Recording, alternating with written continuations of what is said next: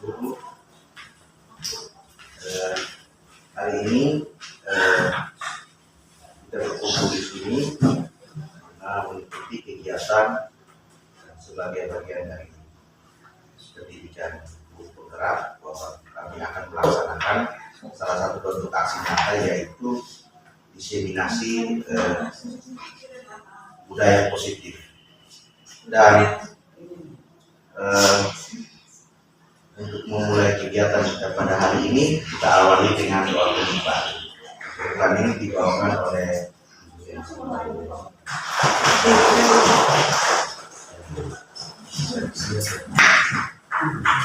Kepala, Bapak Ibu Guru, mari kita sebelum mulai kegiatan kita mengadakan pagi, siang pagi, masih untuk setia dalam badan guru penggerak. Kami mohon berkati dan bimbing kami, sehingga apa yang disampaikan, apa yang kami dengar, boleh kami pahami dan kami laksanakan dalam mencerdaskan anak kami. Semua doa dan permohonan ini kami sampaikan kepadamu dengan kebenaran Kristus, Tuhan kami. Amin. Dalam nama Bapa dan Putra dan Roh Kudus. Setelah bahkan kita dalam doa pembukaan, selanjutnya sebelum kita masuk pada kegiatan diseminasi, kita awali dulu dengan ucapan awal dari mama kepala. Para mama kepala dipersilakan. Baik, terima kasih untuk kesempatannya. Yang pertama, Mama sebagai pimpinan di sekolah ini mengucapkan terima kasih kepada Bapak Ibu Guru yang hadir di dalam ruangan ini. Karena kehadiran Bapak Ibu Guru ini menunjukkan dukungan dan support kita kepada salah satu teman kita, yaitu Pak Pance, dalam rangka mengikuti kegiatan calon guru penggerak, khususnya pada hari ini adalah aksi nyata diseminasi dengan tema budaya yang positif. Saya juga sebagai pimpinan di lembaga ini mengucapkan terima kasih juga kepada Pak Pance, karena di sela-sela kesibukan sebagai guru mata pelajaran masih mampu untuk menyisihkan waktu mengikuti salah satu kegiatan yang diakui atau dianjurkan oleh Kementerian Pendidikan dan Kebudayaan, yang salah satunya adalah guru penggerak. Saya sebagai pimpinan di sini boleh saya mau menyampaikan bahwa saya sangat mendukung kegiatan ini. Semoga dengan aksi nyata diseminasi dengan tema budaya positif ini dapat membantu Pak Pance sehingga kegiatan-kegiatan dalam rangka CGP ini dapat berjalan sesuai dengan apa yang Pak Pance kehendaki, dan juga dari kami kita sebagai keluarga besar SMA Negeri Ardhani, yakni bahwa semuanya dapat berjalan dengan lancar dan pada akhirnya tentunya Pak Pance memperoleh nilai yang baik dan dinyatakan lulus sebagai guru penggerak. Karena kehadiran dari guru penggerak dalam satu lembaga pendidikan itu sangat dibutuhkan, karena guru penggerak tentunya dia akan mampu menggerakkan teman-teman guru yang lain dalam rangka pelaksanaan proses pembelajaran, dan khusus lagi perubahan bagaimana cara pembelajaran yang baik, pembelajaran yang diminta melalui kurikulum merdeka di sekolah ini, sehingga semuanya dapat berjalan dengan lancar. Sekali lagi, Mama sebagai kepala sekolah dan Bapak Ibu Guru menyatakan terima kasih dan support kami tentunya senantiasa kami berikan untuk Pak Pance. Semoga Pak Pance selalu semangat dalam menyelesaikan semua tugas-tugas yang diberikan dalam kaitannya dengan CGP ini. Selamat siang, Tuhan memberkati. Amin. Baik, terima kasih kepada Mama yang sudah memberikan kesempatan pada awal kegiatan diseminasi. Untuk selanjutnya kita langsung masuk saja kepada pembahasan materi. Pada kesempatan hari ini saya membawakan diseminasi budaya positif sebagai bagian apa yang kami pelajari dalam pendidikan itu. Yang mana salah satu dari budaya positif adalah kita ingin sesuatu yang ingin kita terapkan, hal positif apa yang ingin kita terapkan di sekolah kita yang tercinta di SMA Negeri Al-Kani. Dalam hal ini, hari ini yang akan kita bahas adalah merupakan konsep utama dari budaya positif, yaitu perubahan paradigma belajar, disiplin positif, kebutuhan dasar manusia, motivasi perilaku manusia, posisi kontrol restitusi, keyakinan kelas, dan segitiga restitusi.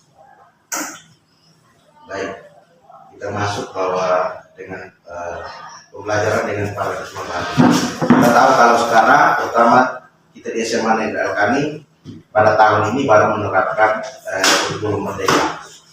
Dan sebenarnya bukan berarti kita terlambat, tapi kita juga belajar untuk menyesuaikan dan mengadaptasikan dengan perkembangan pendidikan zaman sekarang.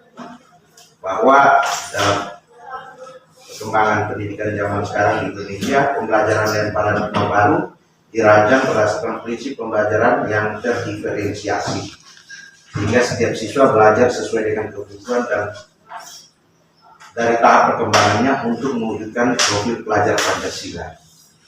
Ya, kita tahu profil pelajar Pancasila itu apa-apa saja. Yang pertama, beriman dan bertakwa kepada Tuhan Yang Maha Esa dan berakhlak mulia.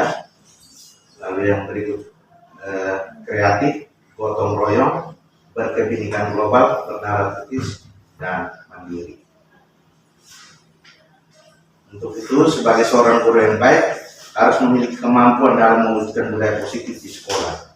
Budaya positif dapat dijalankan dengan menerapkan konsep-konsep inti seperti paradigma baru pembelajaran, salah satunya menerapkan juga keyakinan sekolah atau kelas, lalu kemudian memahami kebutuhan dasar manusia, karena kita zaman sekarang posisi kita guru bukan sudah berubah sesuai dengan perkembangan zaman, bahwa kita sekarang menjadi fasilitator bagi peserta didik kita. Dan yang berikut lagi, nanti kita sampai pada pembahasan tentang restitusi. Baik, bahwa setiap manusia atau peserta didik ini ada motivasi awal perilaku, bahwa kita ada dorongan yang timbul pada diri kita secara sadar atau tidak sadar untuk melakukan suatu tindakan dengan tujuan tertentu, yaitu menghindari ketidaknyamanan dan hukuman, mendapat imbalan atau penghargaan dari orang lain, menghargai nilai-nilai kebajikan diri sendiri. Untuk selanjutnya kita masuk kepada makna disiplin. Apa itu disiplin? Bahwa disiplin itu berasal dari bahasa Latin, disiplina, yang artinya belajar. Makna asal kata ini berkomunikasi dengan disiplin diri dari murid-murid pada waktu itu, Socrates dan Plato. Disiplin diri membuat orang menggali potensinya menuju sebuah tujuan apa yang dia hargai. Namun dalam budaya kita zaman sekarang, makna kata disiplin berubah menjadi sesuatu yang dilakukan pada seseorang, oleh seseorang pada orang lain untuk mendapatkan kepatuhan. Kecenderungan umum adalah menghubungkan disiplin dengan ketidaknyamanan, bukan dengan apa yang kita hargai atau pencapaian suatu tujuan yang mulia. Lalu kita lihat apa itu disiplin positif. Sebagai pendidik, tujuan kita adalah menciptakan anak-anak yang memiliki disiplin diri. Tentu kita selama ini kita sudah berupaya sehingga kita mengajarkan anak-anak itu untuk disiplin, lalu kemudian berperilaku itu yang baik, mengacu pada nilai-nilai kebajikan. Itu tentu menjadi harapan kita semua, para pendidik.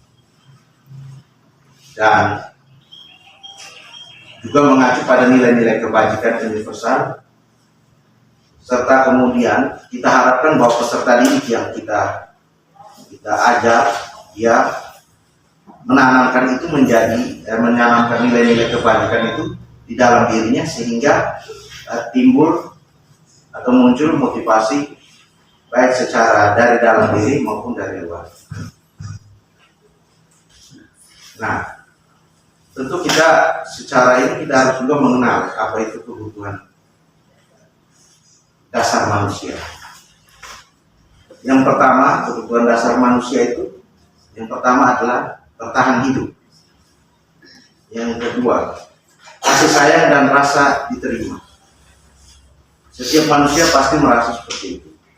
Yang pertama, bertahan hidup. Yang kedua, ingin mendapatkan kasih sayang dan punya perasaan supaya kita bisa diterima oleh orang lain. Yang berikut lagi, penguasaan. Yang berikutnya adalah kebebasan dan yang terakhir adalah kesenangan. Hal ini merupakan 5 hal yang menjadi kebutuhan dasar manusia.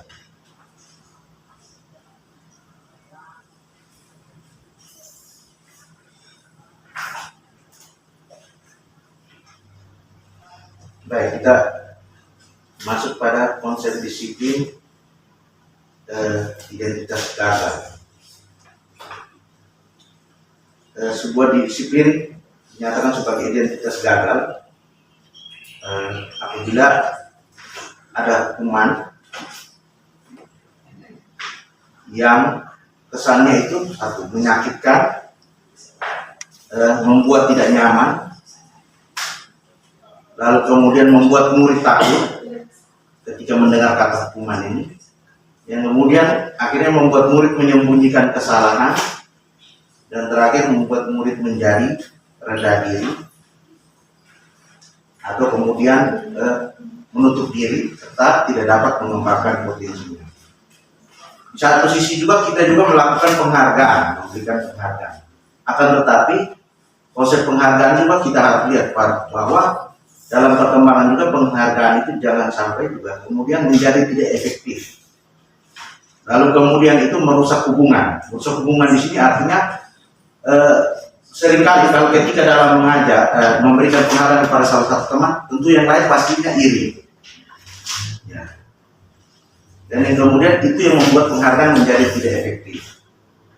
Lalu yang berikut, mematikan kreativitas. Kalau kenyataannya kalau kita berikan penghargaan itu hanya kepada satu orang, contohnya dia sendiri yang juara terus, yang lain itu juga terakhir daya dia untuk memunculkan kreativitasnya menjadi kurang. Dia bilang yang dia yang biasa juara biar biasanya. Sementara mereka dengan sendirinya tanpa sadar ataupun tidak sadar mematikan dirinya sendiri untuk menumbuhkan kreativitas. Lalu kemudian menghukum dengan sistem ranking. Maksud kita adalah baik, tapi kadang-kadang dalam pemberian ranking itu di satu sisi juga itu juga bisa berdampak pada 2 hal di atas, yaitu mematikan aktivitas dan bisa merusak hubungan. Lalu kemudian yang paling terjadi secara setiap pribadi adalah konsep disiplin identitas gagal itu adalah ada terjadinya perampasan hak untuk kemudian dia bisa menghargai dirinya sendiri. Nah, itu dapat kita lihat dalam perilaku murid-murid kita ketika hal-hal ini terjadi. Nah, bagaimana kita menciptakan konsep yang kita katakan dapat sukses? Nah, adalah dengan kita melaksanakan disiplin dengan prinsip konsekuensi dan institusi. Ya, jadi disiplin identitas itu pada diri siswa dinyatakan sukses apabila kita bisa memunculkan konsekuensi, yang mana setiap tindakan yang dilakukan itu ada penguatan jangka pendek dan selalu ada pengawasan dari kita para pendidik secara berkelanjutan, lalu kemudian ada stimulus atau rangsangan dan juga ada respon dari yang kita berikan stimulus. Yang berikut juga dengan adanya konsekuensi membuat murid menjadi menghormati peraturan. Dan yang terakhir, mohon maaf, itu dia memiliki waktu untuk merefleksi atau merenungkan kesalahan yang dia buat. Kemudian selain itu juga ada restitusi. Jadi dengan adanya restitusi itu, murid bertanggung jawab untuk perilakunya, lalu fokus pada pemecahan masalah jangka panjang, lalu kemudian restitusi dapat membuat murid menghormati dirinya dan orang lain. Lalu dari restitusi juga kita, para pendidik juga bisa belajar teori kontrol, nanti akan dibahas selanjutnya. Dan yang berikut adalah mendorong murid untuk bersemangat dalam memperbaiki kesalahan.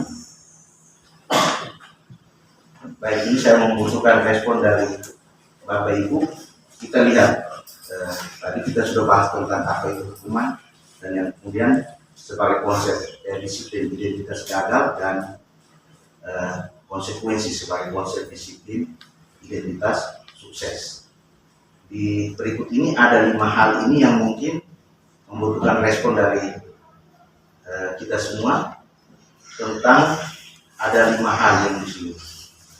Untuk kita pilih apakah ini termasuk hukuman atau konsekuensi. Kalau yang pertama, mengganti penghapus teman yang dihilangkan, itu hukuman atau konsekuensi? Konsekuensi. Yang kedua, berdiri di tengah lapangan upacara karena datang terlambat ke sekolah, hukuman atau konsekuensi?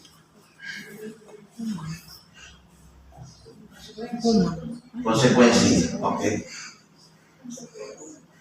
Yang berikut, merapikan sapu dan alat pel yang jatuh karena tersenggol saat berdiri di saat berlari di jam istirahat. Konsekuensi. Mencatat 200 kali kalimat saya minta maaf karena berkelahi dengan teman, konsekuensi atau hukuman. Membersihkan WC sekolah karena tidak mengumpulkan tugas, hukuman ya. Baik, kita lihat sama-sama. Nyata yang masuk pada konsekuensi adalah nomor 1 dan nomor 3. Sementara nomor 2, nomor 4, dan nomor 5 adalah hukuman. Ya, jadi berdiri di lapangan upacara karena datang terlambat ke sekolah itu adalah hukuman, bukan konsekuensi. Semoga kita ke depan ini bisa membedakan mana yang hukuman dan mana yang konsekuensi. Ya. Sekarang kita masuk kepada konsep disiplin dengan pendekatan restitusi. Jadi kita sudah bicara tentang hukuman, konsekuensi. Sekarang kita masuk sudah pada pendekatan restitusi. Apa itu restitusi? Restitusi adalah proses menciptakan kondisi bagi murid untuk memperbaiki kesalahan mereka sehingga mereka bisa kembali pada kelompok mereka dengan karakter yang lebih kuat. Itu menurut Gosen. Dan berikutnya, ciri-cirinya seperti apa? Restitusi itu bukan untuk menebus kesalahan, namun belajar dari kesalahan. Yang kedua, restitusi itu memperbaiki hubungan. Yang berikut, restitusi itu adalah tawaran, bukan paksaan. Selanjutnya, restitusi menuntun untuk melihat ke dalam diri. Diri dalam hal ini pribadi yang melakukan kesalahan, dalam hal ini siswa. Artinya restitusi mampu membantu mereka atau menuntun mereka untuk melihat ke dalam atau refleksi pada dirinya sendiri. Lalu yang berikut,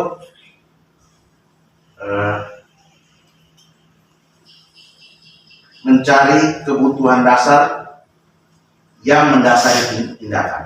Ada alasannya kenapa sampai dia melakukan tindakan. Restitusi dapat membuat hal tersebut. Yang berikut juga ciri-cirinya adalah restitusi fokus pada karakter, bukan pada tindakan. Artinya yang di dalam hal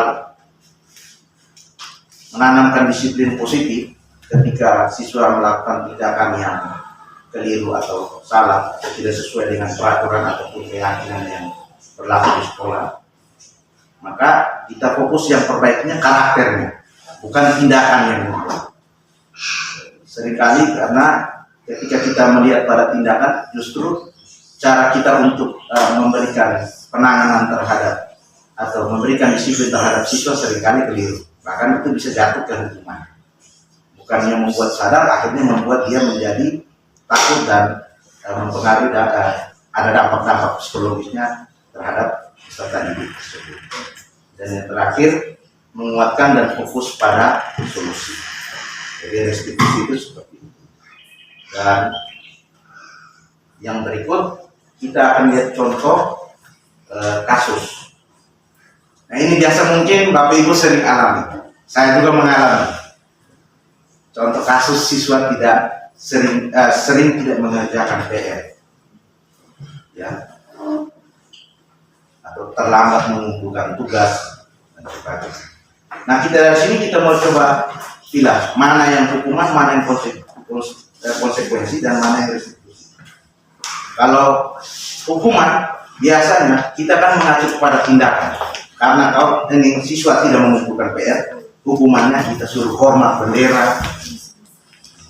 Lalu kemudian mungkin kita marah atau bisa saja melakukan tindakan-tindakan fisik, dan itu membuat murid menjadi takut.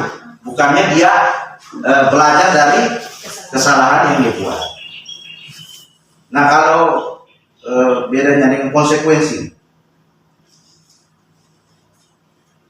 biasanya konsekuensi itu kita lakukan kalau kita tidak menghukum, berarti yang bisa juga dilakukan itu adalah konsekuensi. Guru memberikan konsekuensi untuk mengerjakan PR saat istirahat. Kita tambah lagi tugas. Tapi posisi kita sebagai guru di sini tegas,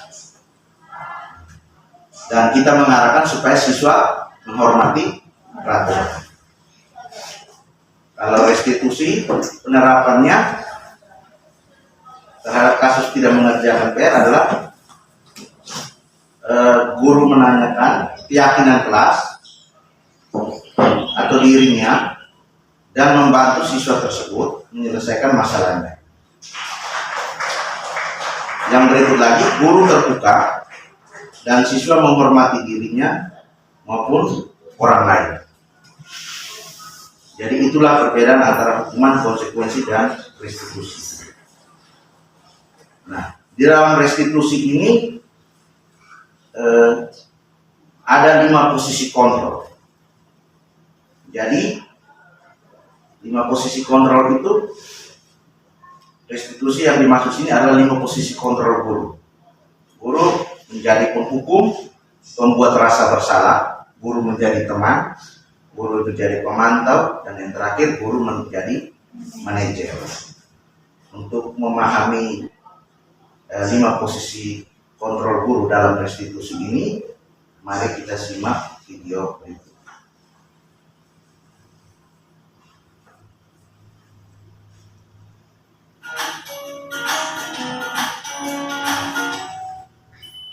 Salam bahagia Ibu dan Bapak Guru hebat.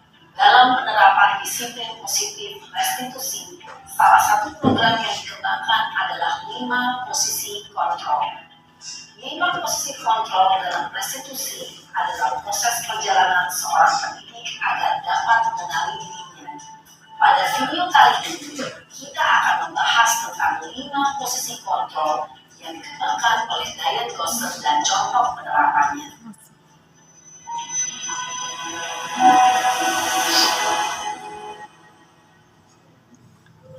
5 posisi kontrol itu adalah: 1. Posisi penghukum. 2. Posisi pembuat merasa bersalah. 3. Posisi teman. 4. Posisi pemantau atau monitor. Dan 5. Posisi mentor. Untuk lebih memahami kelima posisi tersebut, mari kita saksikan kasus Naren yang terlambat hadir 20 menit di sekolah dan melihat bagaimana kelima posisi kontrol dalam menghadapi masalah tersebut.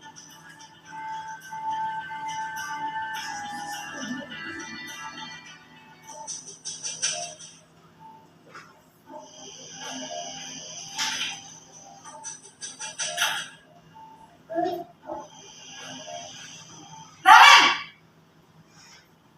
Sini kamu! Selamat pagi, Bu.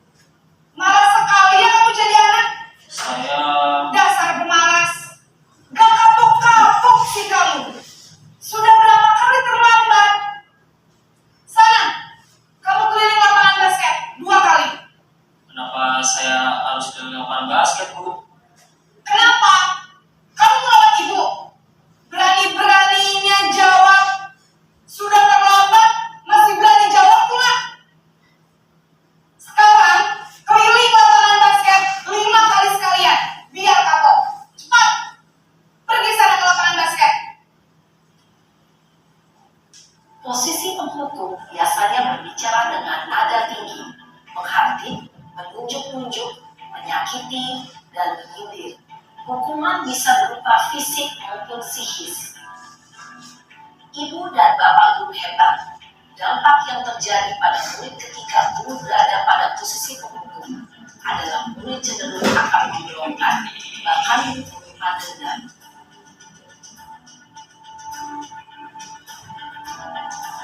Poin yang kedua, membuat merasa bersalah.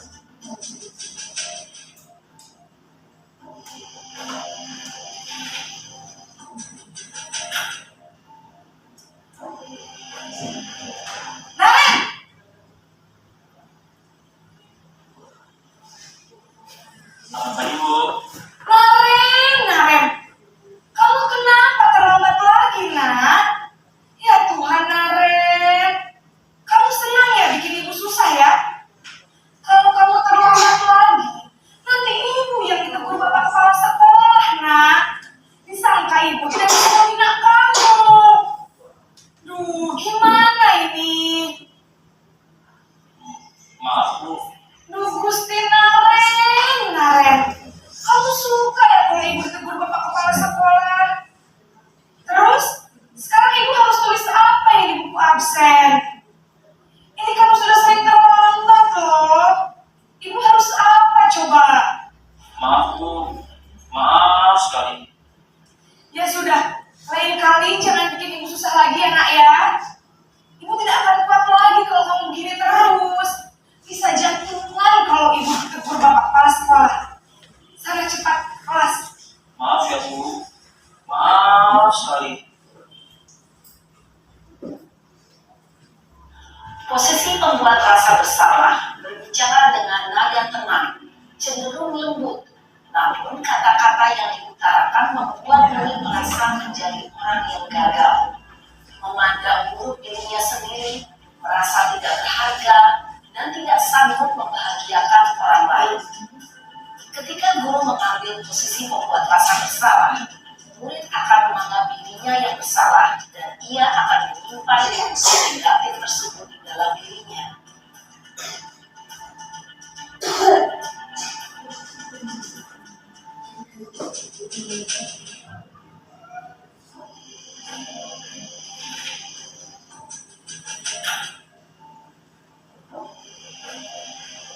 Naren,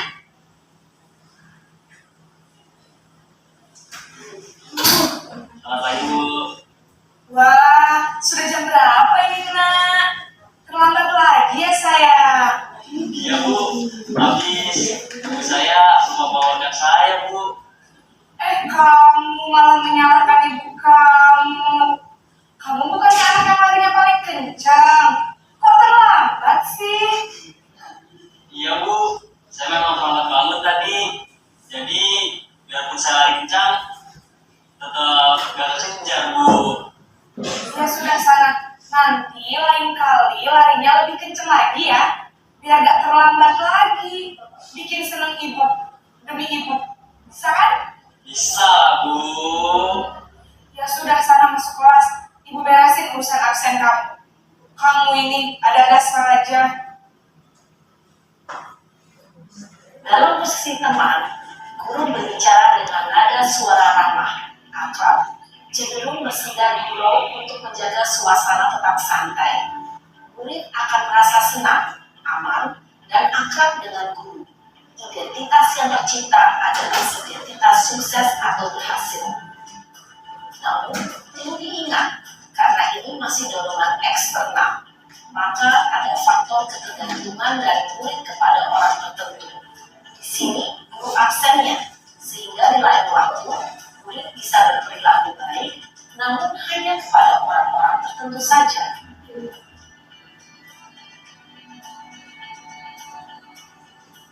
Posisi yang keempat, pemahaman.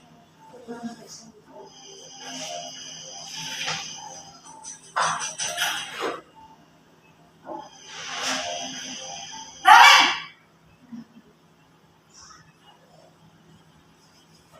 Selamat pagi, Bu. Naren, apa peraturan sekolah kita tentang jam berapa kita harus masuk sekolah, nak?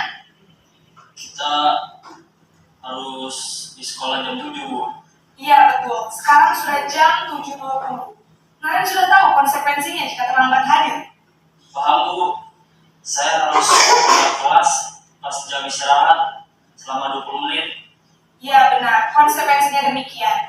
Jadi nanti jam 9.30 pas istirahat, kamu harus tinggal di kelas, kerjakan tugas tambahan untuk ketertinggalan kamu, ya? Baik, Bu. Posisi pemantau mengandalkan penghitungan atau data untuk mengontrol murid.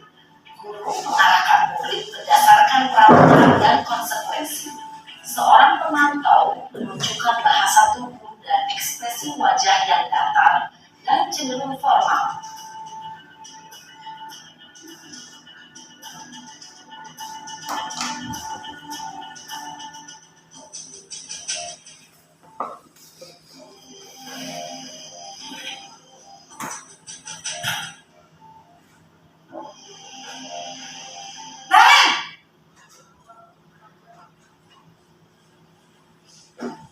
Selamat pagi, Bu.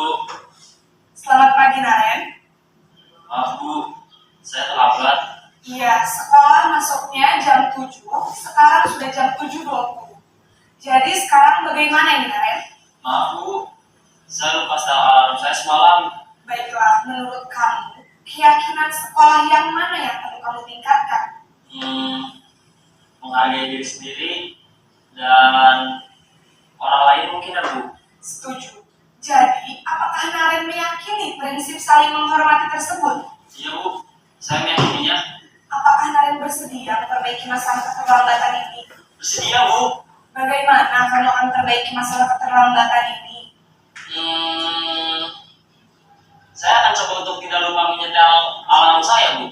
Baik, kalau Naren lupa menyetel alarm di rumah, ada orang yang kira-kira bisa bantu mengingatkan tidak? Ada, Bu. Kakak saya, Kak Emma. Ada lagi selain Kak Emma? Selain Kak Emma, ada ibu saya. Baik, jadi yang mengingatkan Naren adalah Kak Emma dan ibu kamu, ya? Kira-kira akan mulai start alarm kapan nih, Naren? Setelah pulang sekolah, akan segera saya lakukan. Baik, jadi Naren akan setel alarm untuk bangun besok pagi dan akan diingatkan oleh kakak dan ibunda Naren, ya? Ada lagi yang mungkin perlu dilakukan, Naren? Agar tidak terlambat bangun lagi. Tidak ada, Bu. Baik, Naren. Terima kasih untuk kerjasama kamu. Sekarang kamu perlu kembali ke kelas untuk belajar. Baik, Bu. Terima kasih.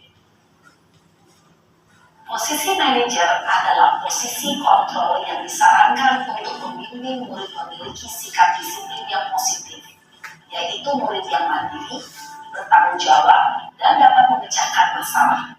Tujuan dari posisi ini adalah agar murid dapat berefleksi atas tindakannya. Guru akan dengan tulus memberikan pertanyaan-pertanyaan bermakna, sehingga membuat murid dapat belajar dari kesalahannya dan mencari sebuah solusi untuk menyelesaikannya. Ibu dan bapak guru hebat, setelah mengamati adegan kelima posisi kontrol tadi, kira-kira posisi mana yang paling ideal? Posisi mana yang dapat menunjang motivasi intrinsik murid? Ya, tentu posisi manajer. Posisi ini memang posisi ideal yang ingin dituju setiap pendidik. Pada posisi inilah, guru dapat menerapkan disiplin positif yang berpihak pada murid, yang memerdekakan murid. Perjalanan seorang pendidik tentunya tidak mudah untuk sampai pada posisi seorang manajer. Namun, tujuan kita pasti, yaitu menciptakan murid-murid yang mandiri, merdeka, dan bertanggung jawab. Semoga penggambaran 5 posisi kontrol yang telah diperlihatkan ini dapat menjadi ajang refleksi bagi kita semua, agar dapat terus mengasah dan menerapkan disiplin positif yang memerdekakan murid. Mari terus berlatih dan bersemangat. Selamat menerapkan. Salam dan bahagia Ibu dan Bapak Guru hebat.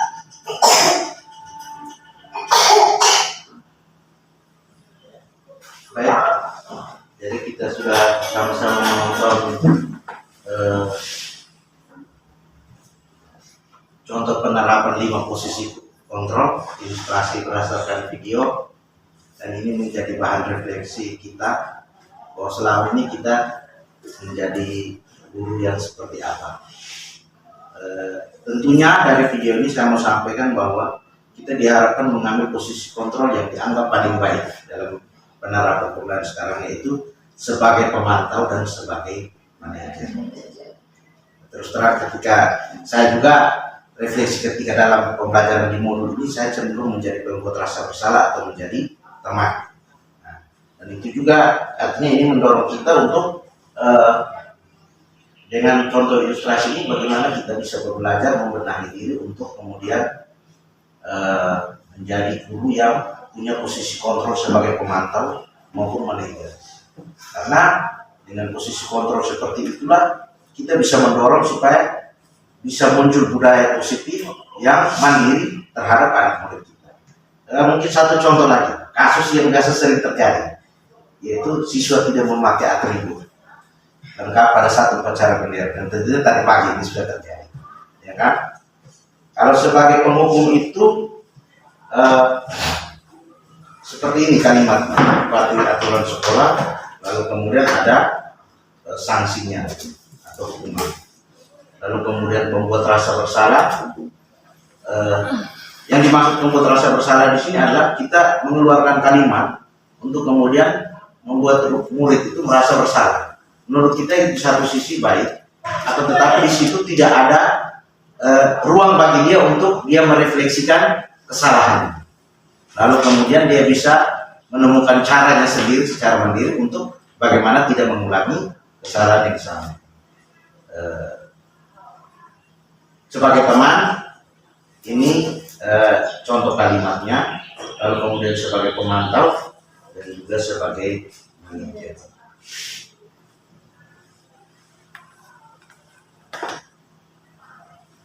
Artinya kita harapkan ke depannya melalui contoh ini kita bisa menerapkan hal yang lebih baik, sehingga contoh kasus seperti siswa tidak memakai atribut itu ke depan bisa diminimalisir, ataupun siswa punya kesadaran atau kemandirian untuk sadar bahwa setiap hari itu harus menggunakan atribut dengan tawaran solusi cara seperti ini. Yang kita ambil adalah sebagai pemantau dan manajer. Penting sekali untuk membuat siswa menjadi sadar apa itu kesalahannya, maupun setelah itu dia juga menjadi tahu untuk bagaimana dia memperbaiki kesalahan. Dalam penerapan budaya positif di sekolah juga, yang perlu kita buat itu, dan mungkin sudah kita buat, adalah membuat keyakinan kelas. Lalu di sini ada pertanyaan, mengapa keyakinan kelas dan mengapa tidak peraturan kelas saja? Mungkin ada yang mau memberikan pendapat terhadap poin ini.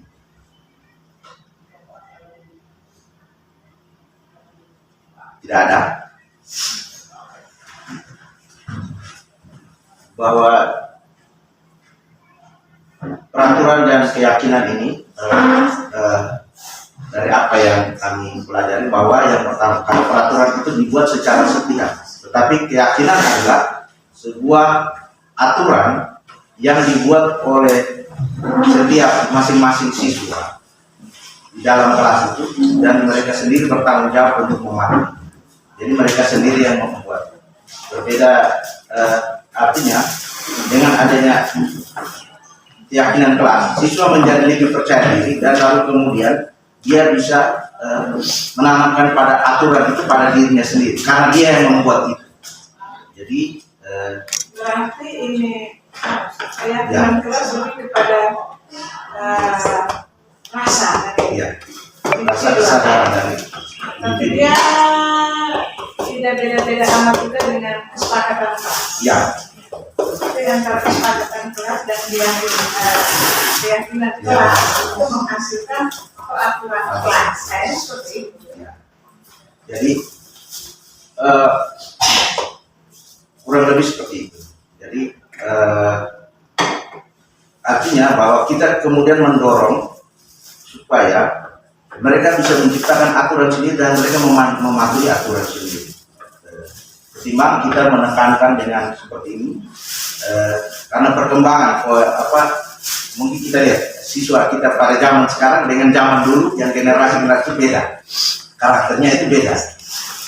Makanya penting sekali Sehingga itu kita tanamkan dari mana? Dari kelas dulu yang paling utama, yang paling dasar. Lalu yang berikut bagaimana pembentukan keyakinan kelas? Dia lebih abstrak dari peraturan. Dia kalimatnya sedikit saja sehingga mudah diingat. Lalu dia berupa pernyataan universal. Lalu keyakinan kelas itu sesuai dengan kondisi kelas dan sekolah agar mudah diterapkan. Yang berikut dibuat dalam bentuk positif dan semua warga kelas maupun warga sekolah itu dilibatkan untuk membuat keyakinan kelas tersebut. Kenapa tidak pakai kata kesepakatan kelas? Kesepakatan. Ya, di parlemennya tidak tersebut. Ya. Jadi kesepakatan ini kita bisa buat peraturan itu, kita bisa sepakat, kita bisa ini. Tetapi kalau kesepakatan juga itu dia lebih kepada persetujuan bersama. Lalu kemudian tapi juga ada yang juga tentunya belum tentu semua pihak bisa menyetujui itu. Kalau itu kesepakatan. Maka kalau kita bilang keyakinan kelas itu lebih mendorong kepada rasa percaya diri mereka bahwa saya membuat ini dan kemudian saya dihargai, lalu kemudian saya yakin saya bisa melaksanakan. Atau begini, keyakinan kelas itu maksudnya keyakinan secara nilai rasa secara individual, Ya. kemudian ada kan dalam kelas, kemudian itu mungkin ada satu kata kunci yang bisa menyatukan semua itu sehingga menghasilkan keyakinan kelas itu. Mungkin begitu. Karena kan mau berpikir kalau Pak Panca oh iya, tapi sama dengan kesepakatan kelasnya menghasilkan suatu keterakuran dalam Ya. kelas kan. Seperti itu jadi oke, kalau lebih kepada keyakinan kelas, ya. Yang kedua juga, Mama, keyakinan kelas itu bisa diambil dari peraturan-peraturan di sekolah, tetapi kalimatnya dibuat lebih positif sehingga orang tidak bisa. Contoh, ketika bilang jangan membuat kotor. Nah, biasanya kesan begitu bisa memunculkan efeknya. Kenapa harus buat kotor? Akhirnya anak bisa mencoba-coba atau memberontak, lalu kemudian dia membuat kotor. Tetapi kalau kita rubah dari kalimatnya positif, jagalah kebersihan. Artinya, dan ketika dia begitu, dia menjadi lebih sadar untuk berperilaku mulai dari dirinya sendiri untuk tidak membuat kotor dan sebagainya. Artinya bahwa peraturan-peraturan atau segala sesuatu yang konotasinya mungkin negatif dan kemudian itu bisa berdampak pada anak itu bisa memberontak dan tidak mengikuti peraturan tersebut, kita rubah dari kepada hal yang positif. Jadi maksud dari keyakinan kelas seperti itu. Terus keyakinan, nanti ini mama ada sharing aja. Ya, ya. Jadi ada keyakinan kelas dengan kesepakatan kelas. Kalau kesepakatan kelas itu bisa dibuat, disepakati keteraturan itu dari setiap guru mata pelajaran. Misalnya begini Pak, sekarang pelajaran biologi saya wajibkan siswa peserta didik bawa HP. Tetapi sebelum kita mulai pelajaran, kita bikin satu kesepakatan bahwa HP itu baru boleh digunakan apabila Iya. gitu. Kemudian selama ibu menjelaskan ini, Anda tidak boleh membuka HP. Ada itu kan kesepakatan. Sekarang kalau keyakinan kelas, apakah itu untuk semua? Mungkin berlaku siapa saja, misalnya guru biologi, guru IPA, artinya semua masuk di dalam sistem itu, atau seperti apa? Kalau kesepakatan kelas itu dia berbeda Kalau ini. kesepakatan kelas itu dilakukan oleh satu orang guru terhadap satu kelas. Kalau bilang ada antar guru dan lain-lain itu berarti warga sekolah. Kalau Karena dia- sudah antar gitu. Jadi kesepakatan keyakinan pada dasarnya sama. Sama, hanya Ya. mungkin dia lebih kepada rasa. Rasanya. Kalau keyakinan kan lebih daripada dia rasa, oh ya, ini kalau seperti ini berarti dia harus begini. Itu menyatakan keyakinan kan. Nah, Tapi tidak terlalu beda-beda amat dengan kesepakatan. ya, siap. Baik, ada lagi mungkin mau menanggapi? Saya simpulkan saja Baik. jadi kesepakatan kelas dan keyakinan kelas ini, jadi untuk mendapatkan keyakinan kelas itu ya kita membuat kesepakatan kelas dulu, kemudian dia berujung itu pada keyakinan kelas. Jadi yang kita buat itu adalah kesepakatan antara guru dan murid, kemudian kemudian di ujungnya itu ketika kesepakatan itu tercapai namanya keyakinan. Jadi kita sudah yakin apa yang sudah kita sepakati. Makna kesimpulannya, makna yang lebih luas itu adalah kesepakatan kelas, sementara keyakinan kelas itu adalah bagian dari satu kesepakatan. Ya. Berarti sistemnya di luar ini kesepakatan menghasilkan keyakinan. Oke. Sehingga itu ini ada itu sudah tendensinya bahwa saya harus menjalankan ini. Anda yakin bahwa dia harus Buat seperti ini. Jadi seperti itu. Oke, dan ini saya sudah praktekkan kemarin di kelas 2A. Jadi artinya menciptakan aturan ini. Yang berikut kita masuk kepada segitiga restitusi, yang artinya pendalaman tadi tentang restitusi. Ini merupakan bagian terakhir dari bagaimana menerapkan restitusi. Itu ada 3 langkah. Artinya kita ingin supaya kita menjadi guru yang punya posisi kontrol sebagai manajer. Nah, ini gambarannya. Gambarannya itu dalam segitiga restitusi. Ada 3 langkah yang menjadi penentu atau ciri berjalannya sebuah proses restitusi atau segitiga restitusi. Yang pertama ada proses menstabilkan identitas. Ya, menstabilkan identitas adalah ketika kemudian seorang siswa membuat kesalahan, kita sebagai seorang guru harus membuat dia kemudian tidak melawan ataupun merontak terhadap ketika kita menangani mereka. Artinya membuat dia posisinya dalam kondisi emosional yang normal. Kita bawa mereka kembali pada posisi seperti itu. Yang kedua, kita memvalidasi tindakan yang salah, guru melakukan hal.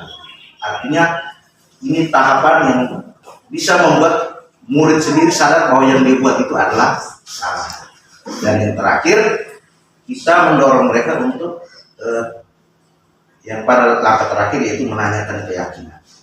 Nah, kalau misalnya kau sudah sadar bahwa salah, kamu perbaiki diri seperti apa? Kurang lebih contohnya seperti itu. Sehingga dengan demikian kita mendorong mereka punya motivasi dari dalam diri sendiri untuk memperbaiki kesalahan yang telah dia perbuat. Dan itu yang mungkin ini ada satu contoh yang saya praktekkan kemarin di kelas 10A. Jadi mungkin bisa ditonton videonya sebentar.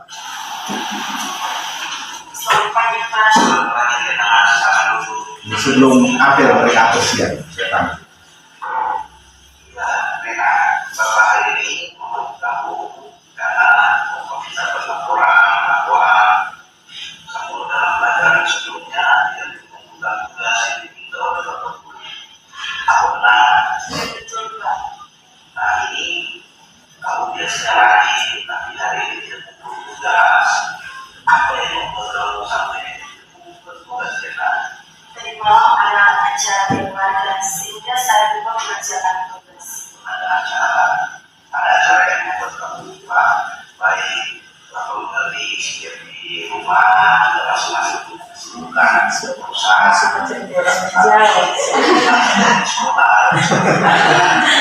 Ya, I support.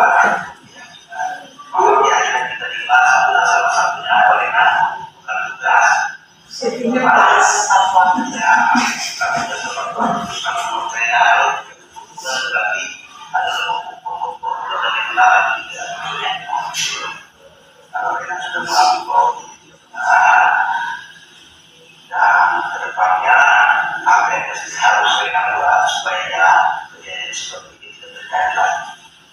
Saya kedepannya akan mengajarkan tugas sebelum ada kesibukan di rumah, biar kedepannya tidak terlambat mengumpulkan tugas. Oke, kita sudah punya jalan seperti itu, atau mendukung dan ini sehingga depan menjadi jalan agar Rena tetap bisa lebih baik lagi dan bisa melakukan tugas tepat waktu. Ini Rena, ya terima kasih banyak Rena. Oke, nah boleh mulai ke kelas. Terima kasih. betul sekali. Kita menerapkan segitiga restitusi kurang lebih seperti itu. Artinya kita mendorong supaya bahwa yang pertama ketika mau mengarahkan dia untuk menyadari kesalahan, dia dalam kondisi emosi yang stabil. Yang kedua, dia mengakui dia berbuat salah, dan kemudian dia sendiri memiliki dorongan untuk memperbaiki dirinya. Dan yang berikut saya tutup dengan pernyataan dari Stephen Covey. Bila kita ingin membuat kemajuan perlahan-lahan, sedikit-sedikit, ubahlah sikap atau perilaku Anda. Namun bila kita ingin memperbaiki cara-cara utama kita, maka kita perlu mengubah kerangka acuan kita. Ubahlah bagaimana Anda melihat dunia, bagaimana Anda berpikir tentang manusia, ubahlah paradigma Anda, skema pemahaman Anda, dan penjelasan aspek-aspek tertentu tentang realitas. Demikian dan terima kasih. Dan kata-kata Stephen Covey ini betul kena di GBS. Ya kan? Sudah mulai nampak bahwa kemajuan perlahan sedikit sudah ya, berharap secara keseluruhan. Oke. Tidak ada tambahan sebelum kita menutup? Tidak ada tambahan? Tidak ada. Oke, kalau begitu kita tutup dengan doa dari Al-Fatihah dan kita tutup dengan doa. Baik, nama kepala Bapak Ibu Guru, sebelum bertanya kegiatan ini kita mengakhirinya dengan doa. Dalam nama Bapa dan Dan Roh Kudus. Amin. Ya Allah, Tunggal yang Maha Kudus, kembali kami naikkan puji dan syukur kami kehadiratmu atas segala penyertaan dan perlindunganmu terhadap kami semua dari awal pertemuan kegiatan kami pada hari ini hingga berakhir dan berjalan dengan baik dan sesuai dengan rencana. Segala doa dan harapan ini kami sampaikan kepadamu dengan tanda Kristus Tuhan kami. Amin. Dalam nama Bapa Dan Bapa dan Putra dan Roh Kudus. Amin. Selamat siang.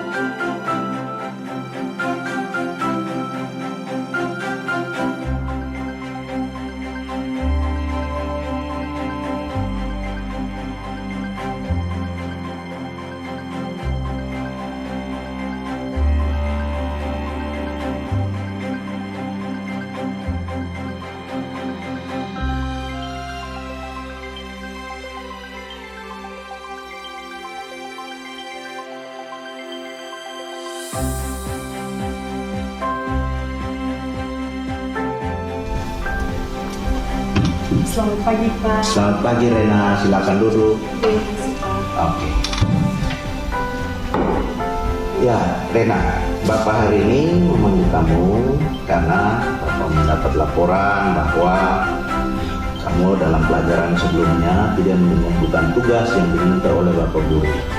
Apa benar? Iya, betul, Pak. Nah, ini kamu biasanya rajin, tapi hari ini tidak kumpul tugas. Apa yang membuat kamu sampai tidak mengumpulkan tugas, Rena? Tadi malam ada acara keluarga, sehingga saya lupa mengerjakan tugas. Ada acara yang membuat kamu lupa. Baik, Bapak mengerti setiap di rumah kita masing-masing punya kesibukan, punya urusan. Akan tetapi di sekolah dan sebagai pelajar kita memiliki peraturan ataupun keyakinan.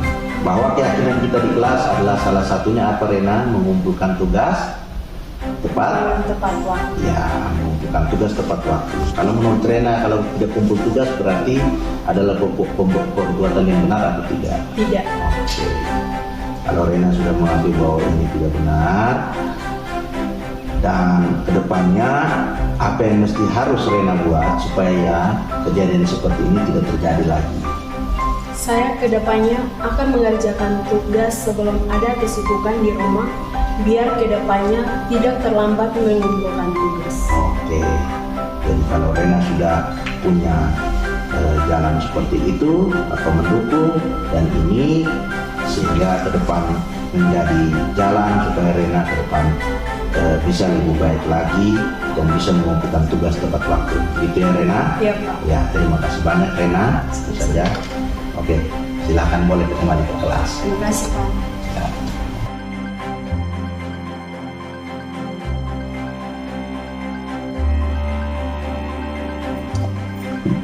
Selamat pagi Pak. Selamat pagi, jadi silakan duduk. Ya, Mary, hari ini tadi setelah istirahat saya dapat laporan dari guru piket. Katanya kau tadi setelah istirahat itu terlambat masuk kelas. Apa benar? Iya benar. Nah, kalau biasanya itu kau kan anak disiplin. Kenapa tadi itu sampai bisa terlambat masuk kelas? Tadi saya berjajan di kantin. Berjajan di kantin, jadi sampai lupa waktu kah? Iya. Kita kan ada kesepakatan, juga ada peraturan, ada kesepakatan di kelas bahwa untuk kesepakatan kelas kita selama ini adalah masuk tepat waktu. Ya, jadi menurut kamu perbuatanmu ini sudah benar atau tidak? Tidak. Ya, jadi setiap orang itu benar atau salah itu wajar, berbuat baik benar atau salah itu hal yang wajar. Nah, dan kamu sudah baik, kamu sudah mau mengakui bahwa perbuatanmu masalah terlambat tadi adalah tidak benar. Kalau sekarang dan kedepannya menurut kamu kira-kira bagaimana Miri? Apa yang perlu diperbaiki sehingga kedepannya tidak terlambat lagi? Ya Pak, saya akan berusaha untuk melihat jam istirahat dan jam masuk kelas agar tidak terlambat lagi. Oh ya, baik. Jadi bagus karena kau sudah memiliki pandangan ke depan sehingga hal ini tidak akan terulang lagi ya. Nah, Bapak hanya perlu itu. Terima kasih karena kau sudah bisa belajar dari kesalahan dan mau memperbaiki diri. Oke? Terima kasih. Ya, silakan kembali ke kelas.